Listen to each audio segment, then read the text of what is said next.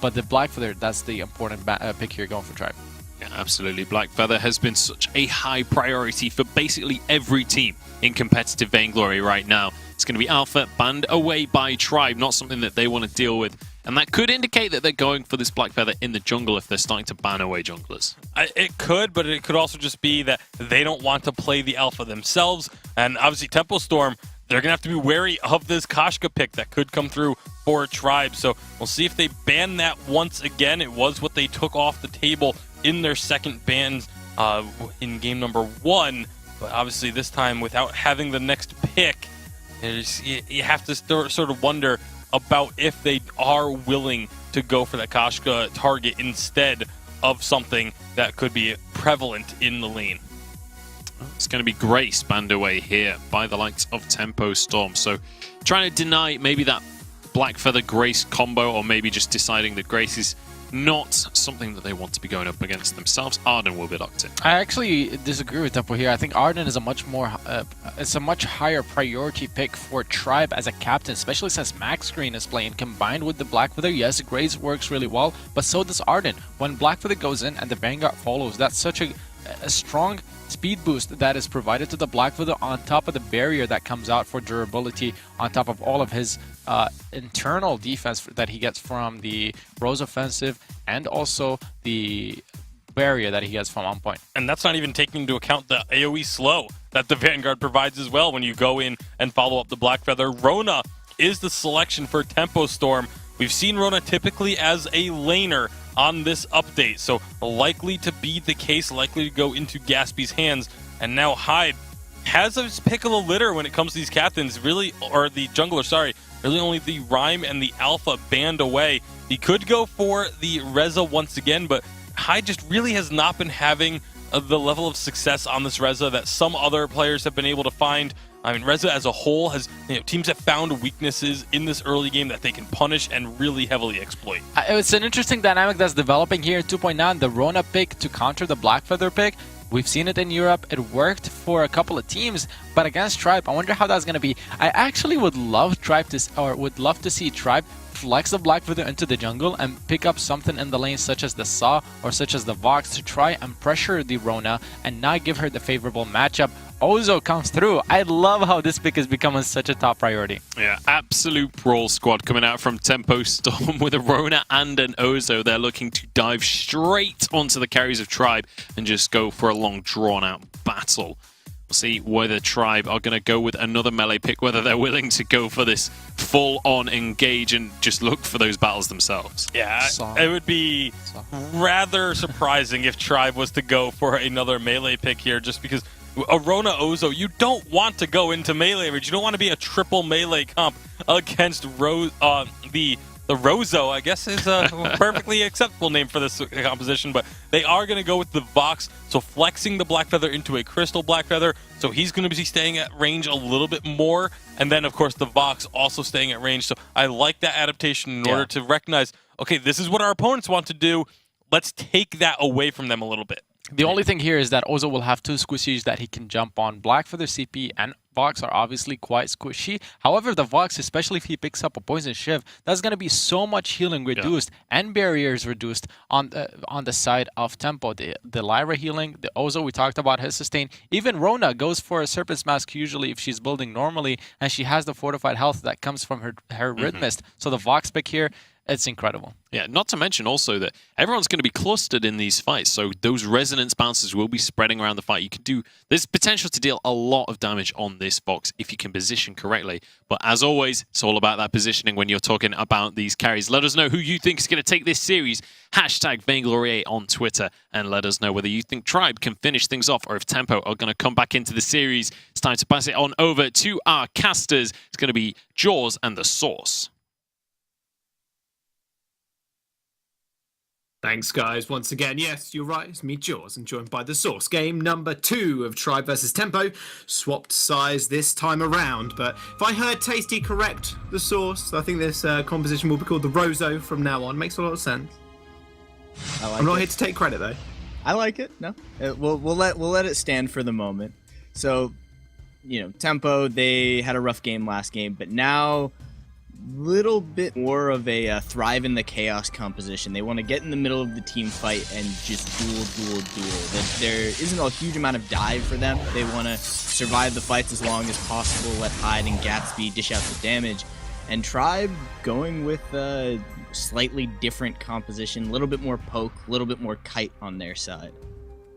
Look, a small level 2, level 1 fight around the Elder Treant. Both teams rather unwilling to engage, however. The Treant just ends up resetting and kind of walking around aimlessly at this point. There we go. It's finally put out of its misery, at least. And actually, Tempo decided they're going to take the aggressive stance and take that one away. Yeah, instantly sending D'Enzio up in the lane, get him farming, get the lane pushing. Makes it so that Treant is pretty much free for the side of Tempo, and now Gatsby playing, again, a melee into a ranged lane. It's going to mean Playboy Afro is there to support him, Max Green to back up D'Enzio, and we'll see whether or not the lane goes a little bit better for Tempo this time. They don't have the same kind of sieging power on the side of Tribe, but they were talking about those clustered fights and those resonance bounces. Things are going to get dangerous as we get towards that level 6. It'll get pretty choppy, I can imagine. Now, both Tribe and Tempo have actually popped that minion candy on both of the carries up in the lane, just making sure the waves just seem permanently in the center and just building up for the time being. So, minion candy not doing all too much. Obviously, we normally just see it to push towards the turret, and it's a lot harder to farm those minions when they have the minion candy on them, although D'Enzio going fairly low, but Gatsby gets punished, but he's just going to be able to jump away. Yeah, D'Enzio's opened up with the armor and the attack speed, so looking to just be able to clear as quickly as possible. He is going to have to back, doesn't have that Book of Eulogies like Gatsby, and Gatsby also has the Lyra on his side this time, so Playboy Afro is there to sustain him. So this is a much better lane so far for the side of Tempo. Hyde is not having the same kind of pressure issues he was having. He's not deep in enemy territory. He's farming up his jungle as safely as possible, and it's going to be a very passive early game from both sides. I mean, Hyde last game was fairly behind. I mean, now he doesn't have to go for something like a banner, which was initially there to help his clear. Now he can just go full damage. He's actually taken that Elder Treant a couple of times here, so Tempo really stepping up in terms of where they actually want to position themselves, although T-Tigers actually just want to go for a small engage here, or a small invade even, sorry, on Tribe. He is level 5 at the moment, so you've got to keep that in mind as well. He's got a level lead at them on Hyde. I've only one, but it could mean the difference between level 6 or not. They are going to go for an engage. Into the fray does land to D'Enzio. He hasn't got much energy either. Has to pop that flask to get away, and actually Hyde just taking a large chunk out of him, while Gatsby, exactly the same thing happened to him as T-Tigers found himself on the backline as well. Hyde with the sustain is going to pop the flask, but he might go a little too deep, and that'll be first blood again to D'Enzio. Yeah, and T-Tigers was dueling too. Wow, Hyde was really only pressuring D'Enzio. Max Green kind of caught in the middle. He couldn't really go back to help D'Enzio too much, but it would have been too much of an overcommit if Hyde had dived, so Max Green could back up T-Tigers. T-Tigers got value off of that invade, got the additional level, and things are still just moving in favor of Tribe. Just, it's the little things just in terms of pacing when the minion camps are spawning, and, Tribe has just been able to get a little bit more value. Hyde is by no means in the same kind of trouble he was in last game. He should be fine, should be able to get towards that Aftershock in due time. He'll have enough gold for it pretty soon. So I think the side of Tempo, they can afford to take a little bit of a beating now and can kind of reinitiate when that Bangarang comes online. And one thing that Tribe have done really well, actually, is putting their focus on an aggressive jungle style. We know T-Tigers likes to play things like the Koshka, and is fairly famous for it as well, to say the least. Now, he is level 6 on this Blackfeather now. He hasn't been overly aggressive in Hyde's jungle, not like game number 1. He has got the level lead over Hyde, like I mentioned a minute ago here, so they might want to look for a small engage, or at least pressure the lane now. But Zio's got that item online as well, Source. The desk we're talking about, that Poison Shiv, dealing that mortal wound will cut Tempo Storm's healing by a significant amount, and that's something they're going to have to keep an eye on in these fights, because everybody on Tempo does have some form of regeneration or healing in their kit, but when that's cut, it's going to be very hard for them to sustain in these team fights, especially with the damage that T-Tigers and D'Enzio can output with only a couple of items. Yeah, it was a great draft transition, and it makes it so the side of Tribe can more safely take their team fights. They do not have that level advantage anymore, and Hyde is trying to engage. Yeah, he just acro bounce onto T-Tigers, and they are just going to be able to find a lot of damage onto Max Green, sending him just under half HP, only being level 4 at the current moment in time. He did use the Bangarang actually onto T-Tigers to force him out. Gatsby in a little bit of trouble though. He has to force himself back here because Dienzio is just moving straight through Tempo Storm, ends up picking up 1 kill. T-Tigers is going to find the credit for it. That's going to be boost used from Playboy Afro to get away, but T-Tigers isn't quite done with him yet. He finds the execute for the double kill, and that is 2 now on the board. Tribe. Tempo Storm set up the chaos, but get confused in the middle of it. They get pulled in too many directions, and that just lets Dienzio kite along the back line and dish out massive damage, cutting down all of their healing. And it's just so much value they're going to get off this Vox and the Poison Shiv. They should be able to easily continue to pressure and maybe even dive Gatsby. Yeah, Gatsby, not too much energy. It's gonna get chopped up if he's not careful. Max Green hasn't got the gauntlet, remind you, so just keep that in mind. Won't have that for lockdown Gatsby, but the amount of poke potential that they do have is pretty insane. There's the acro bounce straight onto Max Green yet again. 3-ring circles won't quite connect, and Dienzio is just kiting backwards quite easily off this one. Again, hides mortal wounds. They are starting to cut their healing, and they're really starting to feel the burn.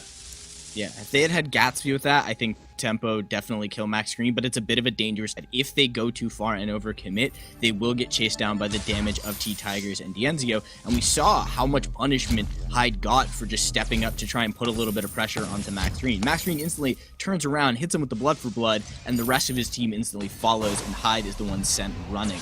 So Tempo, they have the damage, they do have the capability to pick up these kills, but they need to have everybody there to dish it all out at the same time, because if they don't, one person is going to go too far, and we've seen how quickly Tribe can turn things on the dime and instantly re-engage fights, even without Max Green having the gauntlet.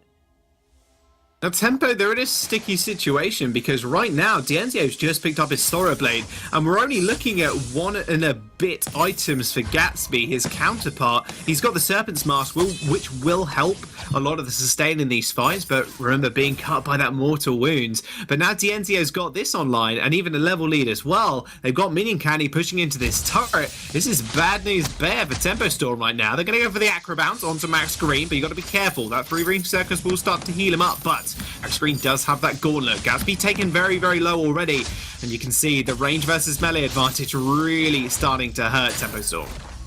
Yeah, good poke coming in from T-Tigers and from Dienzio. Hyde is low. Oh, Gauntlet comes in. It's actually going to stun up 2 people. Gatsby going very low, does pop the red mist, but they're going to completely ignore him, go for the turret, so the turret doesn't damage him anymore. T-Tigers does manage to get the double kill, coming through with the ultimate. The Rose offensive, used perfectly. Playboy Afro, last member alive now for Tempo Storm, will have to back away, and that'll be Tribe with priority on this second turret.